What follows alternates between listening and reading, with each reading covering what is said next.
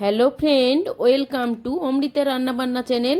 মাত্র 10 মিনিটে বানিয়ে নিতে পারবেন এই সুন্দর সুস্বাদু রেসিপি, যা দেখলেই জিভে জল আসে এবং খেতে তো দারুণ মজা লাগে। এই রেসিপির জন্য আমি এখানে নিয়ে নিয়েছি 500 গ্রাম কচি পটল। পটলের মধ্যে প্রচুর পরিমাণে ময়লা থাকে, সেই জন্য পটলটা খুব ভালোভাবে ধুয়ে নিতে হবে।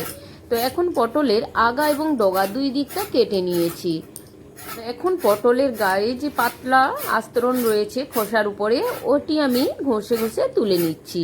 পটলটা ছাড়িয়ে নেওয়ার কোনো প্রয়োজন নেই। এখন প্রত্যেকটি পটল আমি এইভাবে দুই টুকরো করে কেটে নেব। এতে করে পটলটা খুব ভালোভাবে সেদ্ধ হবে খুব সহজেই।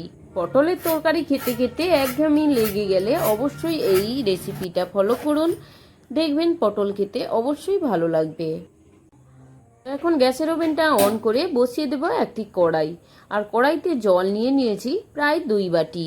এখন আমি ধুয়ে কেটে নেওয়া পটলটা এই জলের মধ্যেই সেদ্ধ হওয়ার জন্য দিয়ে দিলাম। আর এখানে দিয়ে দিচ্ছি 1 চামচ মতো লবণ। এতে করে খুব তাড়াতাড়ি সেদ্ধ হবে এবং লবণটা ঢুকে গেলে পটলটা ভালো টেস্ট হবে। আর দিয়ে দিচ্ছি 1 চামচ হলুদ গুঁড়ো।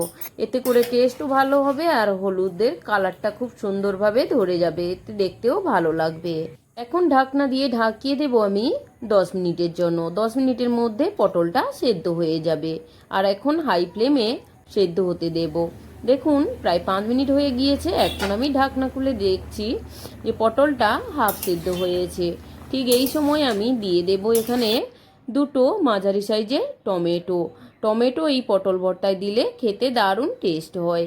একবার এইভাবে ভর্তা বানিয়ে দেখুন, আপনাদের মুখে লেগে থাকবে। এখন ঢাকনা দিয়ে দেব 5 মিনিটের জন্য, ততক্ষণ পটলটা সেদ্ধ হতে থাক।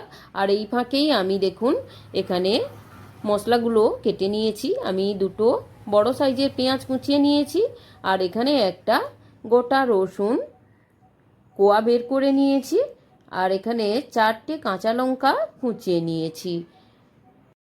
এখন 5 মিনিট হয়ে গিয়েছে। এখন আমি ঢাকনা খুলে নিচ্ছি।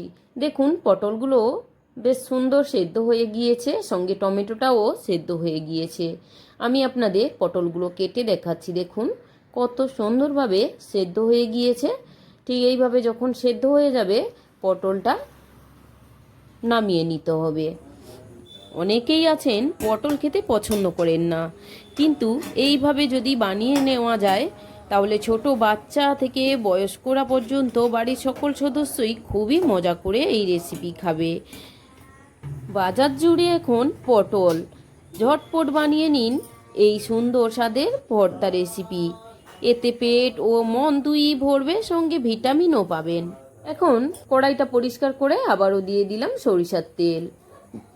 যে কোনো ভর্তাতে সরিষার তেল দিয়ে রান্না করবেন, খেতে অনেক ভালো লাগবে। তো এই তেলের মধ্যেই দিয়ে দিলাম 4-5টা শুকনো লঙ্কা। শুকনো লঙ্কাটা ভালো করে ভেজে নিয়েছি। এখন দিয়ে দিচ্ছি রসুনের কোয়া।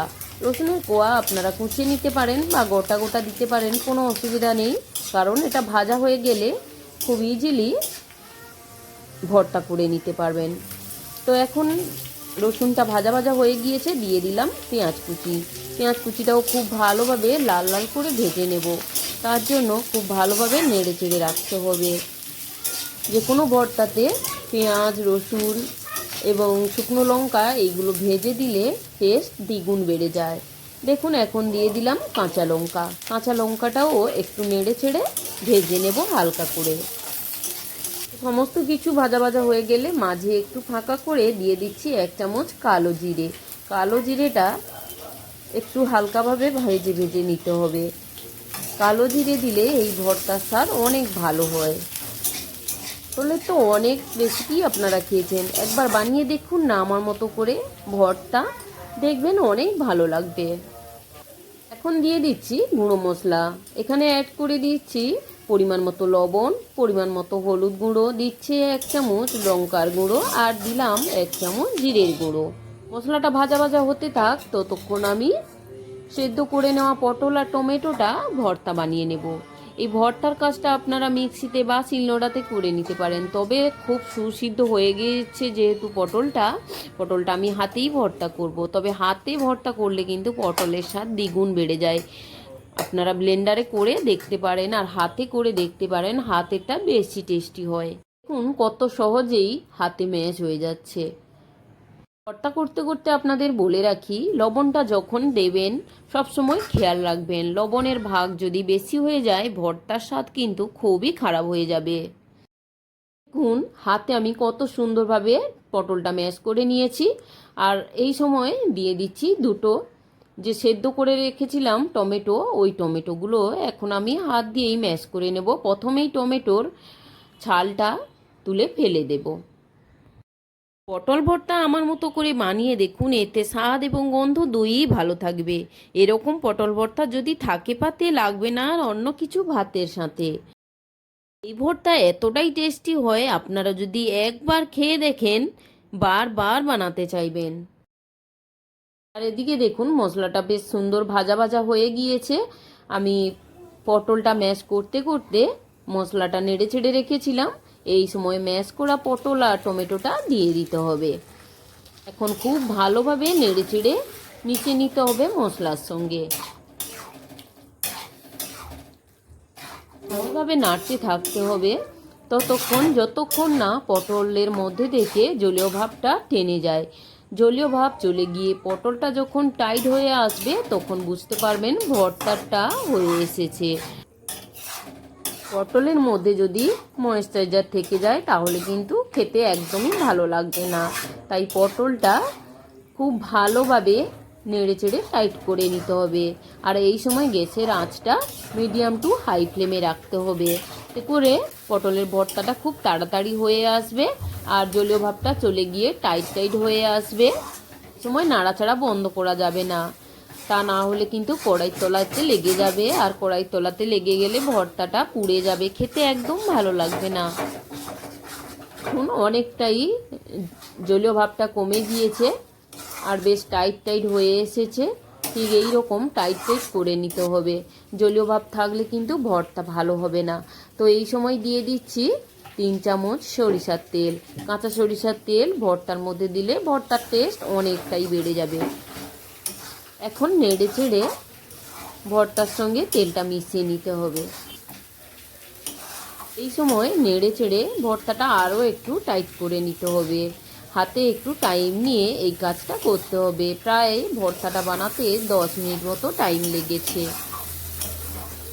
ভর্তাটা কতটা লোভনীয় হয়েছে আর কি সুন্দর স্মেল বেরিয়েছে। আপনারা হয়তো বুঝতে পারছেন না, কিন্তু আমার আশেপাশে যারা আছেন সবাই বুঝতে পারছেন।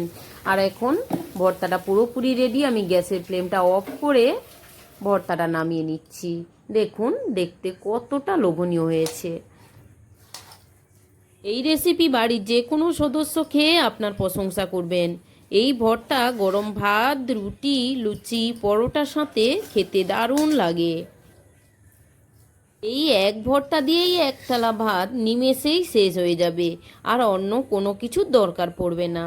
তোটাই টেস্টি হয় এই রেসিপি।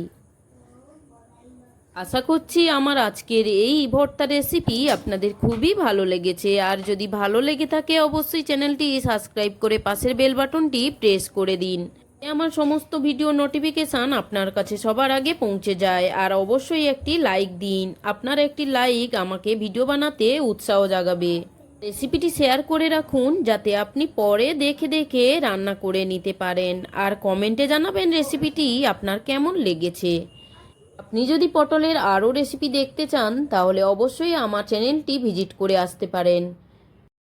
আমার চ্যানেলে নানা রকম সুস্বাদু রেসিপি দেখতে পারবেন।